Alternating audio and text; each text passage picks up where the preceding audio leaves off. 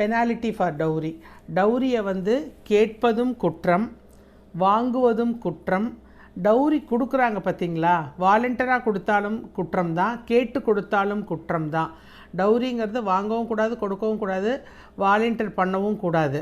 அந்த மாதிரி டவுரி கேட்டாலோ இல்லை கொடுத்தாலோ அவங்களுக்கு என்ன தண்டனை அப்படின்னு சொன்னால், அவங்களுக்கு சிறை தண்டனையும் உண்டு, அபராதமும் உண்டு. இப்போ ஒரு திருமணம் ஆகுது, அந்த திருமணத்தின் பொழுது மாப்பிள்ளை வீட்டிலேருந்து எனக்கு கண்டிப்பாக 25 பவுன் போட்டால் தான் திருமணம் பண்ணிப்பேன் அப்படின்னு சொல்லி டிமாண்ட் பண்ணி வாங்குறாங்க இல்லையா, அதுக்கு பேர் தான் டவுரிங்கிறது. இதுவே அந்த பொண்ணு வீட்டில் என் பொண்ணுக்கு எங்களால் 25 பவுன் தான் போட முடியும் அப்படின்னு சொல்லி சாதாரணமாக அவங்க போட்டாங்கன்னா, மாப்பிள்ளை வீட்டிலேருந்து எதுவுமே கேட்கல, சரி உங்கள் இஷ்டம் சொன்னாங்க அப்படின்னு சொன்னால் அதுக்கு பேர் டவுரி கிடையாது. எதெல்லாம் மாப்பிள்ளை வீட்டில் டிமாண்ட் பண்ணுறாங்களோ அதுக்கு பேர் தான் டவுரி. அந்த டவுரி கொடுப்பதும் தவறு, வாங்குவதும் தவறு, கொடுக்க தூண்டுவதும் தவறு.